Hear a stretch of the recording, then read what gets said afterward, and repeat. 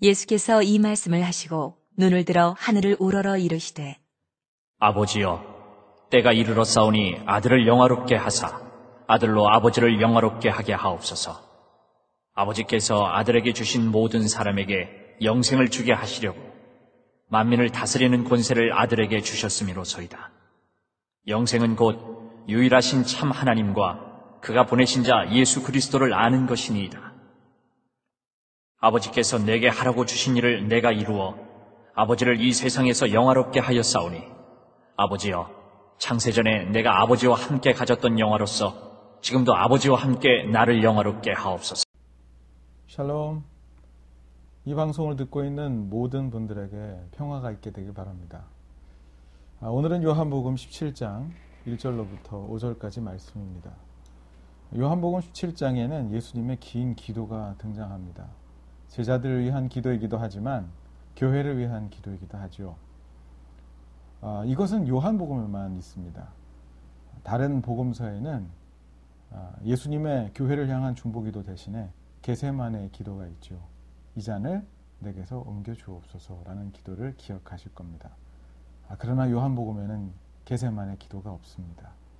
대신에 제자들과 함께 기도했었던 17장의 기도가 남아 있습니다. 이것은 우리를 위한 기도이기도 하고 이것을 통해 우리는 하나님의 나라를 배울 수가 있습니다. 오늘은 1절부터 5절까지 말씀인데 1절을 같이 읽겠습니다.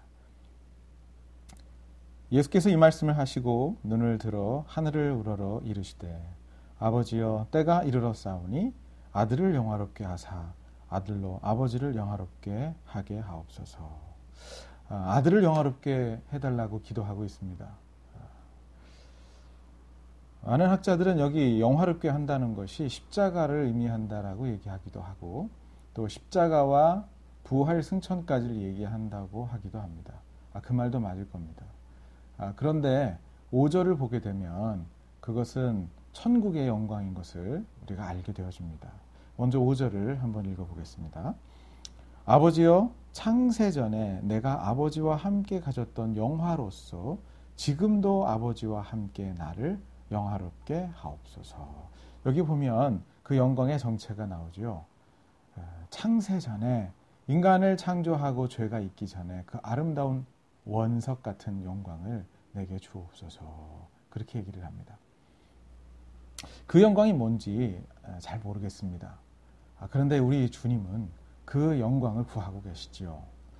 마치 하나님 우리에게 명예를 주옵소서, 하나님 내가 높아지게 하옵소서라고 하는 그런 기복적인 기도와 비슷한 것 같기도 합니다. 실제적으로 영화롭게 하다라고 하는 헬라어의 독사조라고 하는 말은 찬양하다 또는 명예를 주다 뭐 이런 뜻을 갖고 있습니다. 나에게 그것을 달라는 것입니다.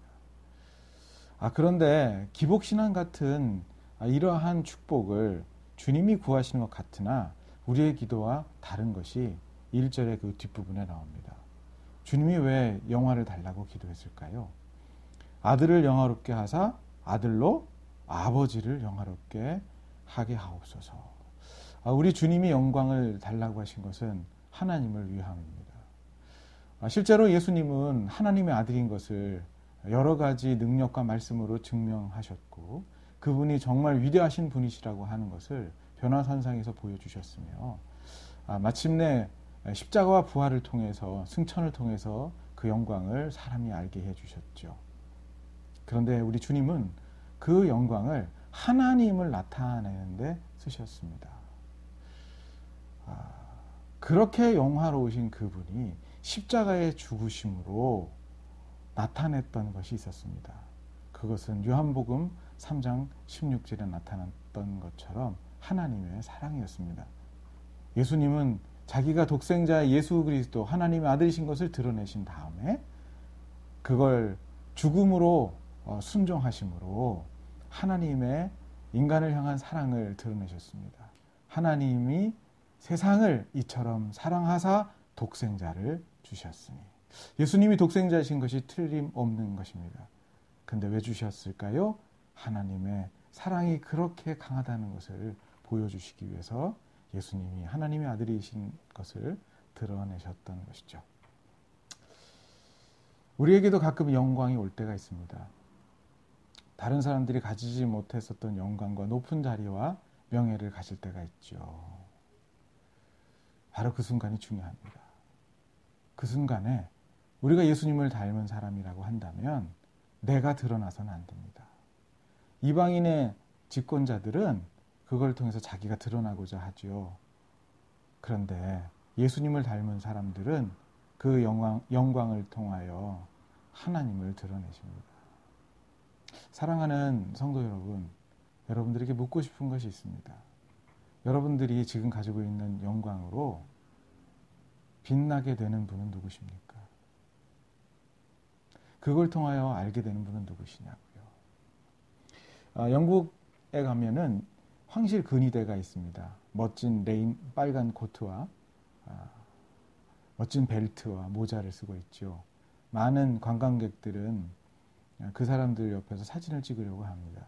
여러분, 그런데 그 영광을, 그 멋있는 옷을 입힌 이유가 그 사람들을 위함이 아니라는 걸 우리는 잘 알고 있습니다.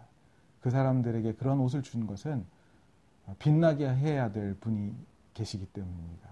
영국 여왕이죠. 마치 이것과 똑같습니다. 우리에게 영광을 주신 이유는 그걸 통해서 빛나야 될 분이 계시기 때문에 그렇습니다. 나는 여러분들의 삶을 통하여, 여러분들이 가지고 있는 영광과 명성을 통하여 하나님만 빛나시게 되기를 바랍니다. 그럼 우리는 어떻게 하나님을 영화롭게 할 수 있을까요? 우리 오늘 말씀 4절에 그 비밀이 나옵니다. 4절 말씀. 아버지께서 내게 하라고 주신 일을 내가 이루어 아버지를 이 세상에서 영화롭게 하여 싸우니. 하나님이 예수님에게 주신 일을 주어서, 그걸 이루어서 하나님을 영화롭게 하였다고 얘기합니다. 지금까지도 그러셨지만 결정적으로 십자가에 죽기까지 순종하심으로 하나님을 영화롭게 합니다. 세상에 하나님의 사랑을 나타냅니다. 그렇습니다. 하나님을 영화롭게 하는 길은 순종입니다. 여러분들이 가지고 있는 영광으로 하나님이 빛나시려면 순종이라는 문을 통과하셔야 합니다.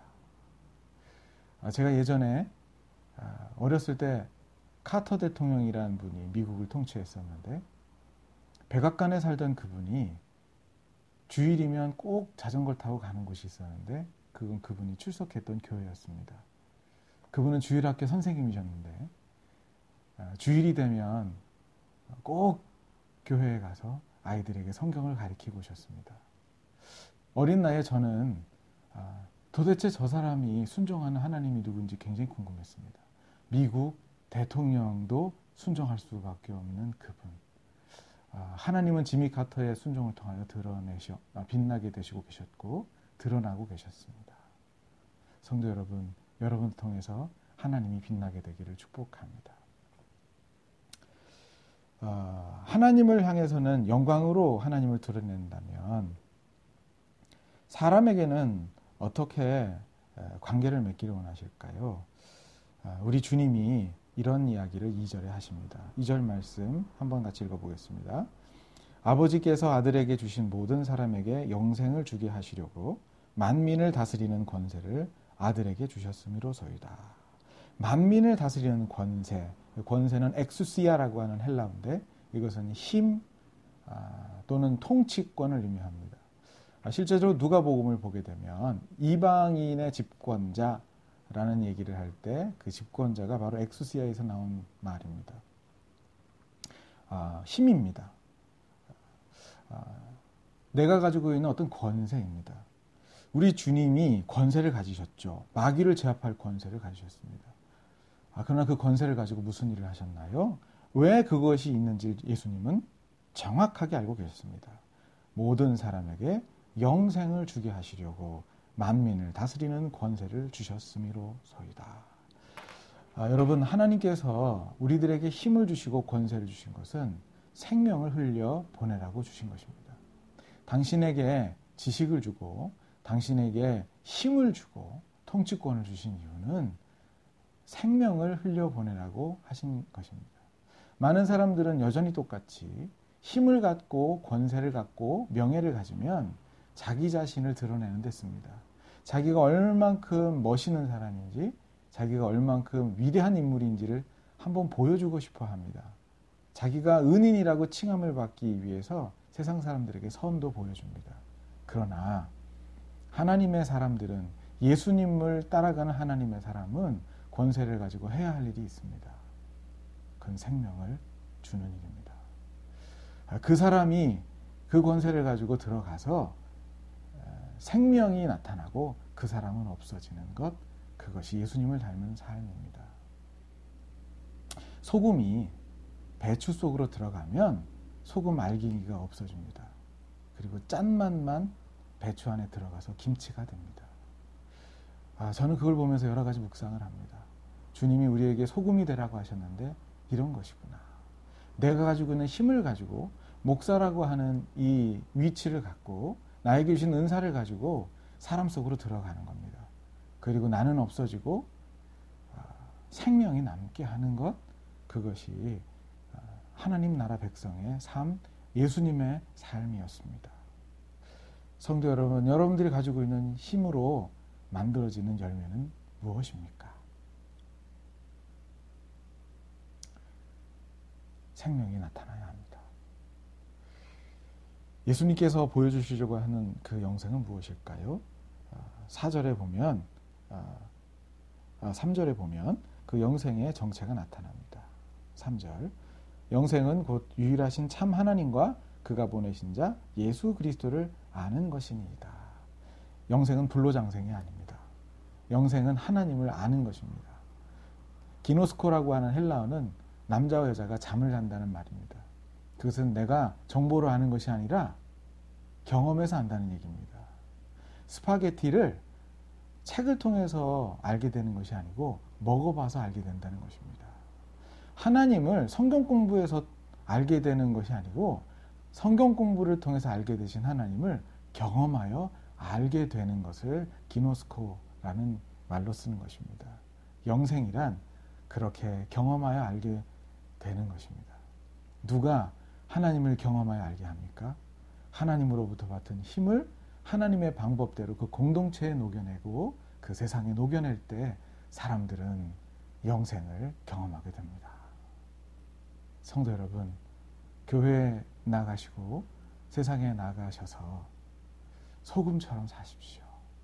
여러분들이 가지고 있는 지식을 당신을 위해서 쓰지 마시고 주님의 명령에 순종하는 데 쓰십시오. 녹여내십시오. 소금이 되십시오. 그리고 새로운 생명을 만들어내십시오. 오늘도 이 은혜가 여러분들에게 있게 되기를 축복합니다. 감사합니다.